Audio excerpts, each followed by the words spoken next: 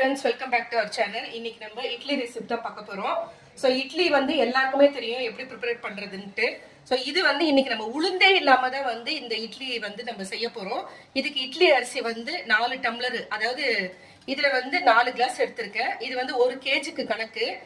இதுக்கு வந்துட்டு 1 கேஜினா 50 கிராம் வெந்தயம். இதுதான் வந்து இதுக்கு இது போர்ஷனு. ஸோ 1/2 கேஜி போட்டிங்கன்னா 25 கிராம் போட்டுக்கோங்க. 1 கேஜினா 50 கிராமு. இது வந்து கொட்டமுத்துன்னு சொல்லுவாங்க, ஆமணக்கு சீடு, கேஸ்டர் ஆயில் சீடுன்னு சொல்லிட்டு. ஸோ இது வந்து 1/2 கேஜிக்கு வந்து 4, 1 கேஜியாக இருந்தால் 8 சீடு போட்டு நம்ம ஊற வைக்கணும். வெந்தயம் வந்து தனியாக ஊற வைக்கணும், ஏன்னா இதனால ஃபர்ஸ்ட் வந்து நல்லா நைஸாக அரைச்சி எடுத்துட்டு அதுக்கப்புறம் தான் நம்ம அரிசியை வந்து அரைக்கணும். ஸோ 1 கேஜி அரிசி வந்து நம்ம ஊற வச்சாச்சு. ஒரு 8 மணி நேரம் ஊறணும்.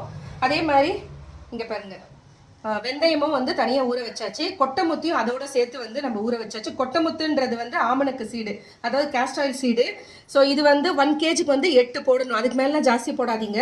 1/2 கேஜியாக இருந்தால் 4. இன்னொரு தடவை சொல்கிறேன், இது வந்து இந்த சீடை வந்து இப்படி எடுத்துட்டு நீங்கள் ப்ரெஸ் பண்ணிங்கனாலே போதும், அது வந்து ஆட்டோமேட்டிக்காக உடஞ்சிரும். சரி, நான் எல்லாத்தையும் உடச்சி எடுத்துட்டேன். ஒன்று வீடியோக்காக வச்சுருந்தேன், அவ்வளோதான். இங்கே பாருங்கள், இப்படி எடுத்துகிட்டு அவ்வளோதான், இது வந்துடும். ஸோ இது ஃபஸ்ட்டு வெந்தயத்தை நம்ம அரைச்சி எடுத்துடலாம்.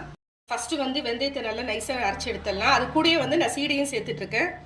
பாருங்க, உளுந்து நல்லா நைஸாக அரைச்சி எடுத்தாச்சு. இது கொஞ்சமாக இருந்ததுனால நான் சின்ன ஜாரில் வந்து சேர்த்து அரைச்சிட்டேன். இது கூடவே வந்து சீடையும் போட்டு அரைச்சி எடுத்தாச்சு. நைஸாக அரைக்கணும், அதான் மெயின். மிக்சி ஜார்லேயே வந்து 2 தடவை போட்டு அரைச்சிட்டேன். ஃபஸ்ட்டு ஒரு தடவை போட்டு அரைச்சி எடுத்தாச்சு. இது 2வது தடவை அரைச்சிருக்கேன்.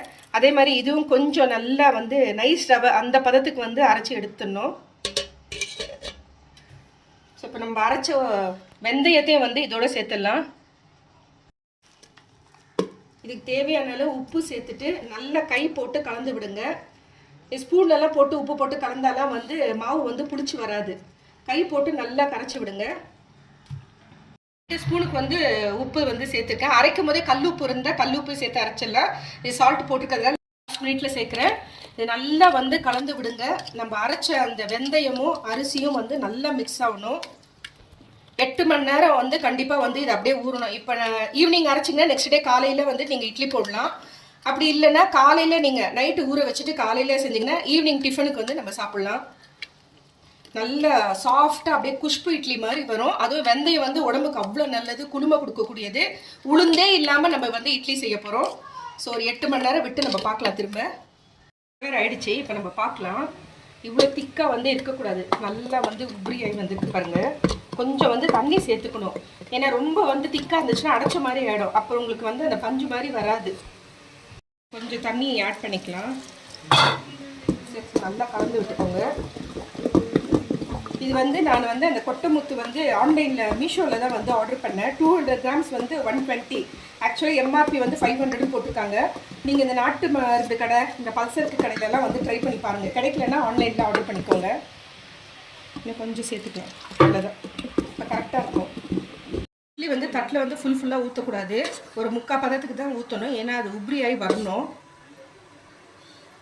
ஒரு 7 மினிட்ஸ் வெந்தால் போதும். ஜாஸ்தி வெந்தாலும் கல் மாதிரி ஆகிடும் இட்லி. 7 மினிட்ஸ் விட்டு பார்க்கலாம். பாருங்க, இப்போ இட்லி ரெடி ஆகிடுச்சு. நம்ம எவ்வளோ கம்மியாக ஊற்றணும், ஆனால் எவ்வளோ ப்ளஃபியாக வந்து உப்பின்னு வந்திருக்கு பாருங்கள். இட்லிக்கு வந்துட்டு இன்றைக்கி நான் வந்துட்டு மட்டன் குழம்பு தான் பண்ணியிருக்கோம்.